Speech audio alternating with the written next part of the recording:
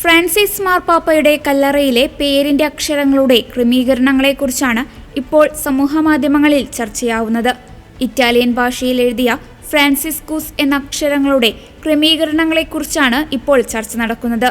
Francis പാപ്പയുടെ കല്ലറ സന്ദർശിച്ച കലാകാരന്മാരാണ് ഇത്തരം ഒരു ചർച്ചകൾക്ക് തുടക്കമിട്ടത്. ചില കലാകാരന്മാർ പറയുന്നത് അക്ഷരങ്ങൾ ഇങ്ങനെ ക്രമീകരിച്ചതിന്റെ പിന്നിൽ നിഗൂഢതയുണ്ടെന്നും, എന്നാൽ ചിലർ പറയുന്നത് അക്ഷരങ്ങൾ ക്രമീകരിച്ചപ്പോൾ തെറ്റുപറ്റിയതാണെന്നും. ജോൺ പോൾ രണ്ടാമന്റെയും ബെനഡിക്ട് 16-ാമന്റെയും പോലുള്ള മറ്റ് മാർപ്പാപ്പന്മാരുടെ കല്ലറയിൽ നിന്നും വളരെ ലളിതമായാണ് ഫ്രാൻസിസ് മാർപ്പാപ്പയുടെ കല്ലറ ഒരുക്കിയത്. കല്ലറ നിർമ്മിക്കുവാൻ ഉപയോഗിച്ച മാർബിൾ പാപ്പയുടെ മുത്തച്ഛന്റെ നാടായ ലിഗുരിയയിൽ നിന്നുമാണ് എത്തിച്ചത്.